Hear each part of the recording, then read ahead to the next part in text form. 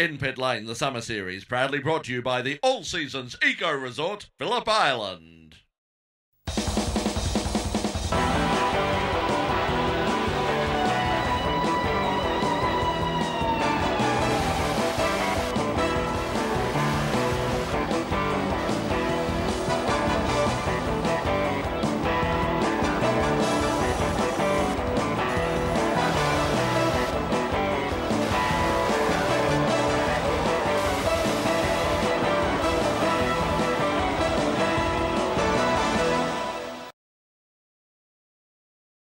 Ferrari unveiled its 2010 contender, the F10, at its factory in Maranello. The Italian outfit is looking for a major step forward this season after winning just one race in 2009 and finishing fourth in the Constructors' Championship. The launch, which took place at the Ferrari factory in Maranello, saw Felipe Massa joined by new signing Fernando Alonso.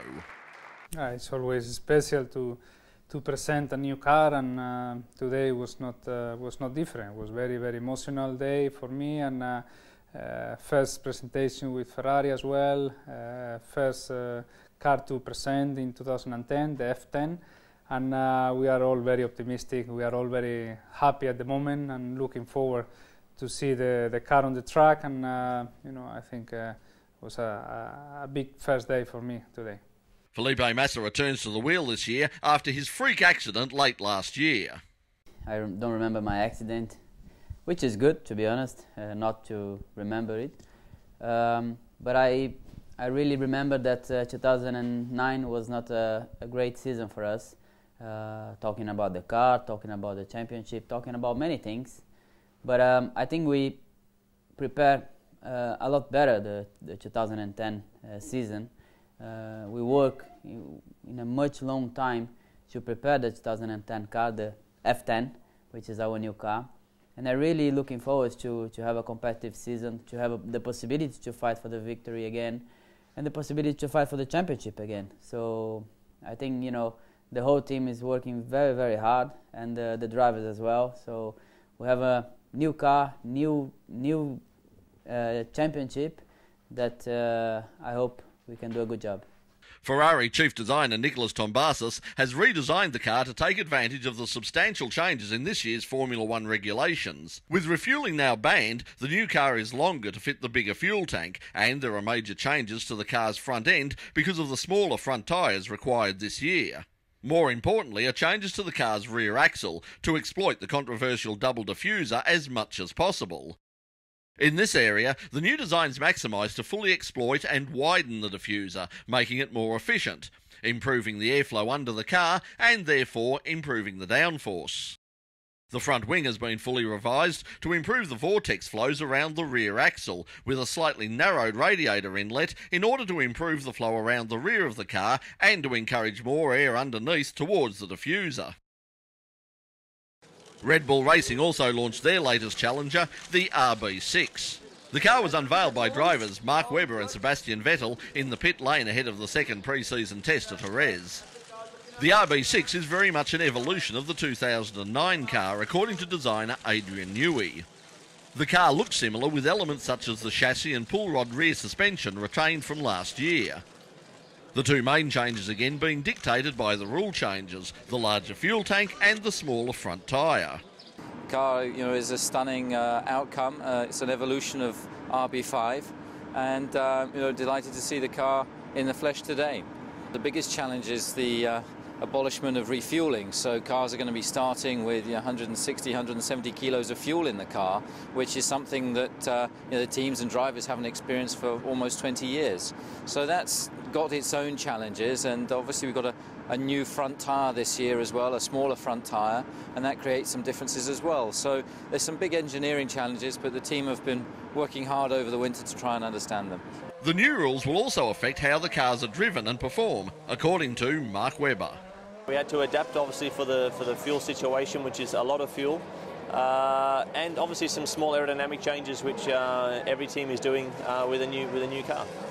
Yeah, you've got to do the whole race, obviously, with one tank of fuel. So we need to be looking at the tyres and making sure we understand them. Strategies are going to be a bit different, of course, with the pit stops will be probably a bit faster, and so yeah, there's a few things to change from a driver and team side, but we will adapt fast. Webber broke through for his first win in 2009, and for 2010 his aim is to make the top step a little more often. Well, to do better than last year, finished fourth in the Drivers' Championship, which was pretty good, but of course there's always room for improvement, so I want to be even more consistent, better results, more wins, and go for that. Webber's teammate Sebastian Vettel is widely tipped to be a future world champion, and the young German is looking forward to getting back behind the wheel. Well, obviously the biggest difference is that we are not allowed to refuel anymore, so the pit stops will be quite a bit shorter. Obviously it's very important for us, the drivers, to handle the car in both with full tank and with empty tank, so in both conditions. And for the team, obviously when the race is on, the pit stop is very crucial. There's not a lot of time. Obviously a tyre change goes much quicker than the refueling used to go, so we will see. I think it will be something new for all of us, drivers and the teams. A lot of things to learn, but I think we've got some time now to prepare, so let's see how we will do in the first race.